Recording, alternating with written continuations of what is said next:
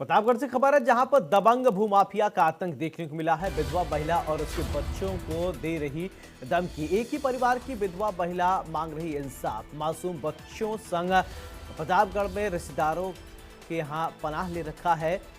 बड़ी जानकारी आपको बता रहे हैं। तो परिवार जिला छोड़कर प्रतापगढ़ में रहने को मजबूर हो गई है। स्थगन आदेश के बावजूद करोड़ों की जमीन पर दबंग ने कब्जा कर रखा है। रसूखदार दबंग भूमाफिया चित्रकूट के करवी में कर रहा है जमीन पर कब्जा। भरतकूप थाना क्षेत्र के करवी में दबंग लाखन सिंह पर जमीन कब्जाने का आरोप लगाया गया। जमीन पर कब्जे को लेकर चर्चा में रहता है रसूखदार लाखन सिंह। पुलिस प्रशासन और सरकार से मदद की गुहार लगाई गई।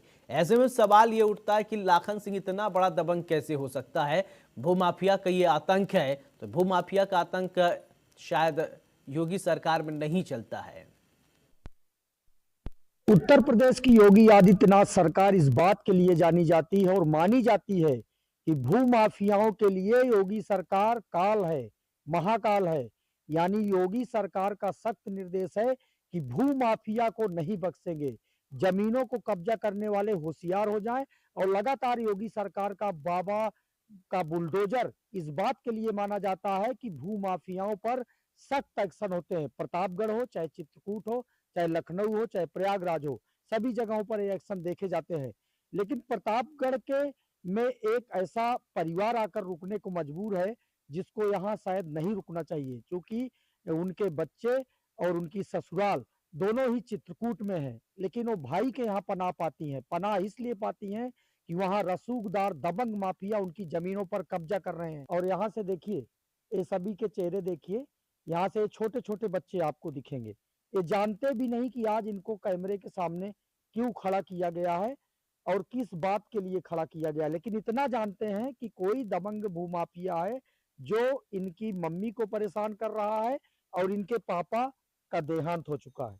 देखिए अब ये रहा है क्या। जी, हमारी ज़मीन करबी में भरतकूप में है और हमारी ज़मीन वहाँ भू माफिया कब्जा कर लिए हैं।